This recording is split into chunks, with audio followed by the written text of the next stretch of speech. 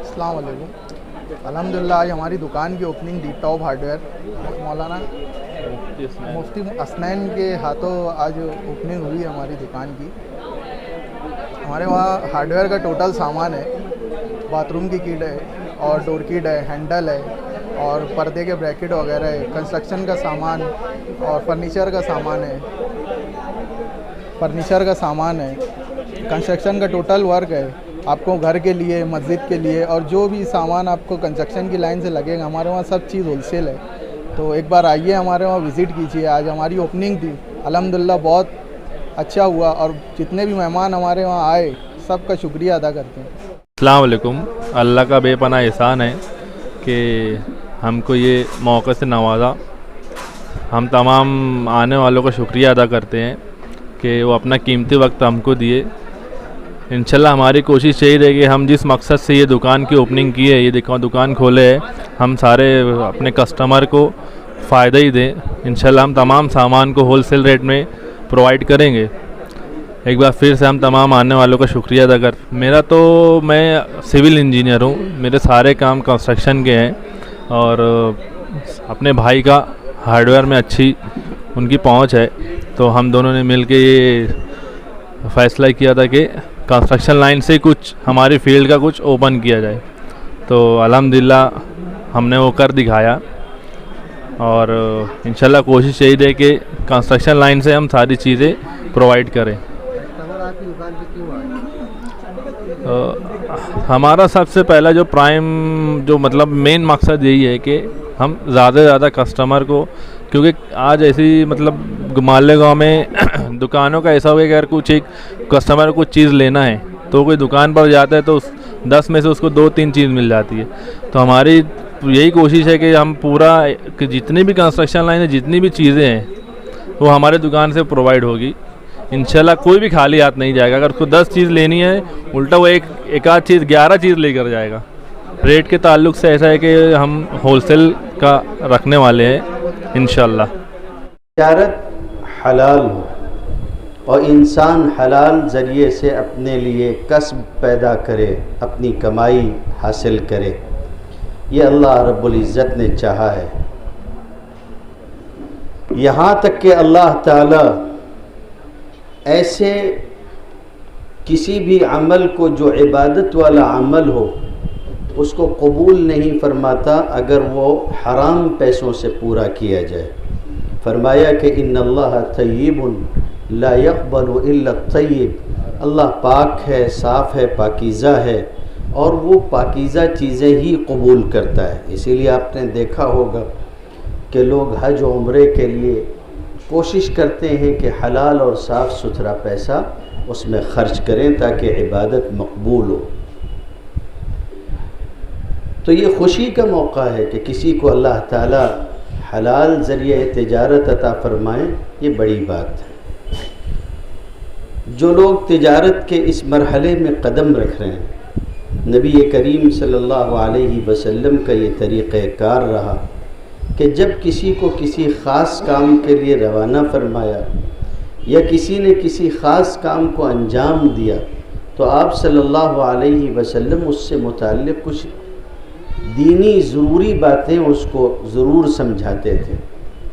आप सल्लल्लाहु अलैहि वसल्लम ने मुख्तलिफ़ मुहिम पर मुख्तलिफ़ लोगों को रवाना किया। किताबों में आता है अलग अलग मौक़ों की अलग अलग नसीहतें हैं। अब्दुर्रहमान इब्न औफ़ रज़ियल्लाहु तआला अन्हु को एक मरतबा एक मुहिम पर रवाना किया, अपने हाथों से अमामा बांधा, कुछ नसीहतें की।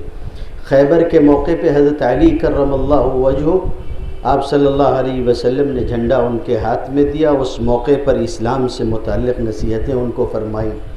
यमन हज़रत अबू मूसा अल-अशअरी को और हज़रत मुआज़ इब्न जबल को भेज रहे थे, उस मौके पर भी कुछ नसीहतें फरमाई। तो ये मौका मुबारकबाद के साथ साथ हमारी तरफ से खैर खाही का भी होता है कि जिस मैदान में कदम रख रहे हो उस मैदान की और चीज़ें भी कुछ सीख लो।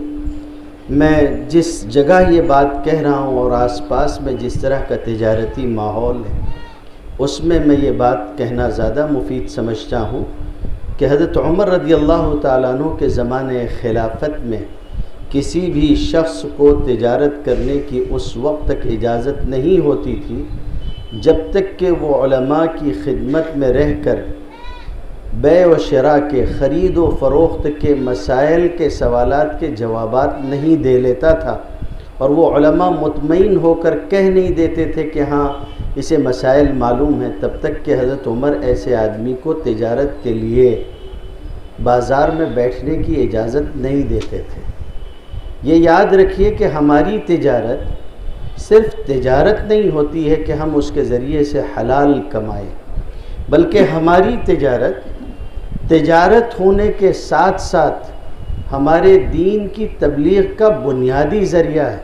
लोग इस चीज़ को भूल चुके हैं। इंडोनेशिया और मलेशिया के जो जज़ायर हैं, वहाँ आप तारीख़ इंसानी में कभी साबित नहीं कर सकते हैं कि मुसलमानों का कोई लश्कर वहाँ से गुज़रा हो। वहाँ तारीख़ में कभी भी मुसलमानों का कोई मुसल्ला लश्कर नहीं गया, लेकिन वहाँ की सबसे बड़ी आबादी मुसलमानों की है, और वहाँ इस्लाम फैलने का वाहिद सबब जो मौरिख़ीन ने लिखा है वो मुसलमानों की साफ़ सुथरी और पाक तिजारत थी। जो ज़रिया अल्लाह ताला ने हमको दिया है और जो दीन दिया है, इनका हर शोबा ऐसा है कि अगर हम अपने दीन के शोबे के मुताबिक उस पर अमल करें तो वो हिस्सा ख़ुद ब खुद तबलीग बन जाता है। मैं अपने उस्ताद से एक मरतबा, बहुत बड़े आलिम हैं, कुछ किताबें पढ़ रहा था और उसमें तहारत और पाकी का बयान आया।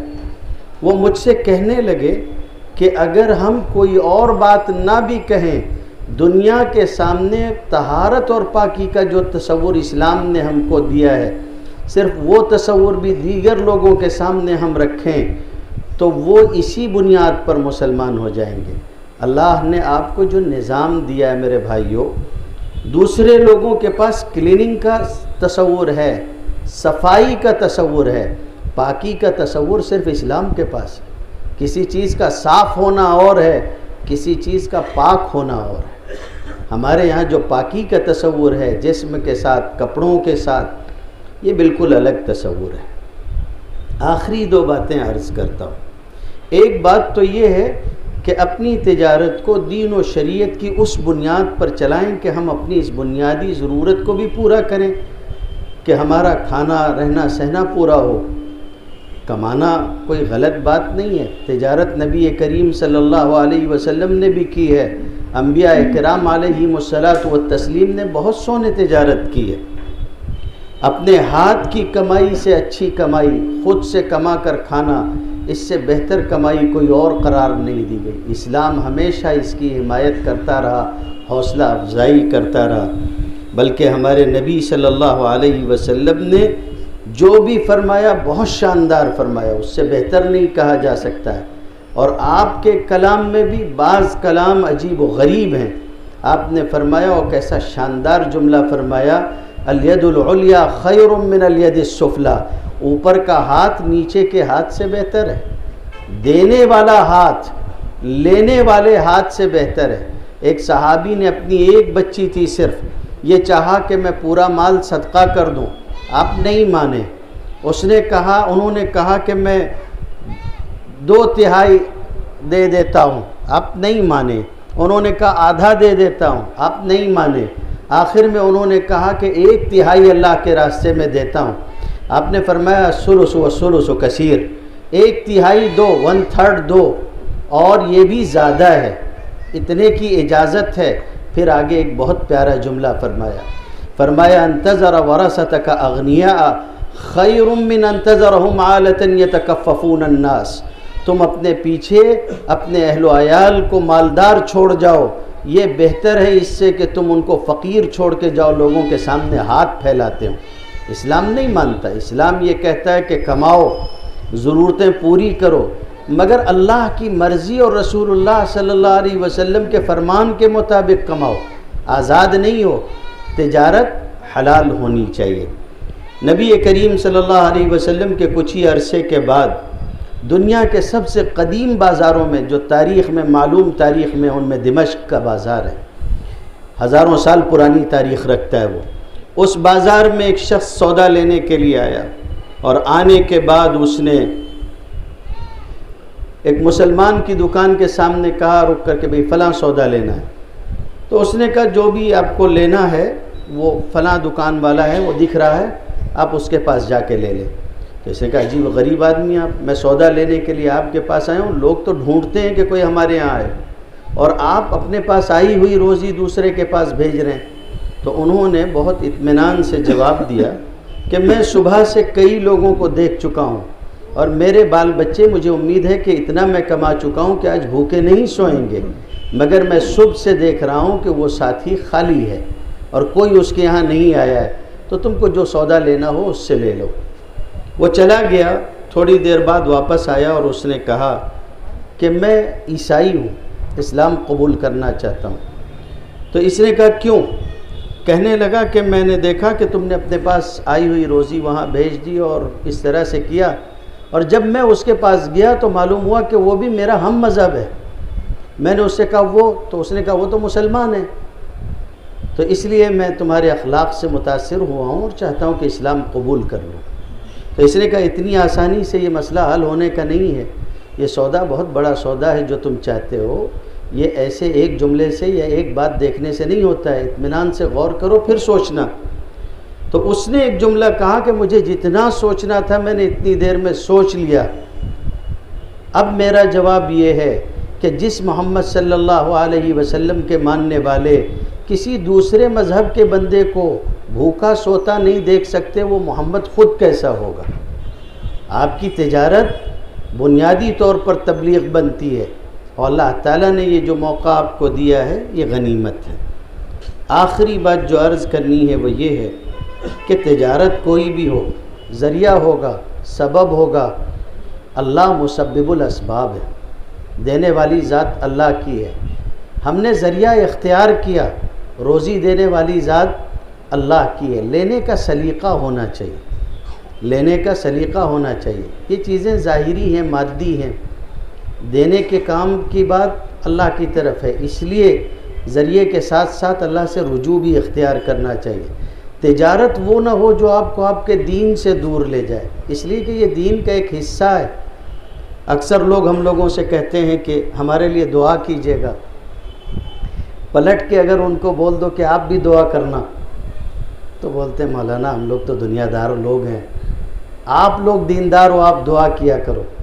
किसने कह दिया कि आप दुनियादार हैं? अगर आप कारखाना देख रहे हैं, टेक्सटाइल देख रहे हैं, हार्डवेयर देख रहे हैं, कोई और दुकान कर रहे हैं, कोई और चीज़ है, किसने कहा आप दुनियादार हैं? हलाल कमाना अल्लाह ताला ने तमाम फ़राइज़ के बाद सबसे अहमियत की चीज़ रखी है। दुआ भी उस वक्त तक कबूल नहीं होती जब तक पेट में लुक़्मे हराम हो। दुआ की कबूलियत के लिए भी लुक़्मे हलाल की ज़रूरत होती है। तो किसने कहा कि आप दुनियादार हैं? बुखारी शरीफ में हदीस आती है, जो खर्च तुम अपने अहलो अयाल पे करते हो अल्लाह ताला उन सब पर तुम्हारे लिए सदक़े का सवाब रखता है, यहाँ तक कि वो लुक़मा भी जो तुम उठा के अपनी बीवी को दे दो। इसलिए ये याद रखिए कि अगर तिजारत शरीयत के मुआफ़िक़ हो जाएगी तो ये सिर्फ़ आपकी दुनिया नहीं है, ये आपकी आखिरत बनने का भी सबब है। और जब तक आप बैठेंगे और हलाल कमाएंगे, मैं लिख कर देने के लिए तैयार हूँ कि आप अपने लिए इबादत कर रहे हैं, नेकी जमा कर रहे हैं, कोई दुनियादारी नहीं है। अल्लाह बरकत अता फ़रमाए और अल्लाह ताला अपने फ़ज़्ल व करम से पाक व हलाल आसान रिज़्क़ अता फ़रमाए। व आखिरु दावाना अनिल हम्दुलिल्लाहि रब्बिल आलमीन।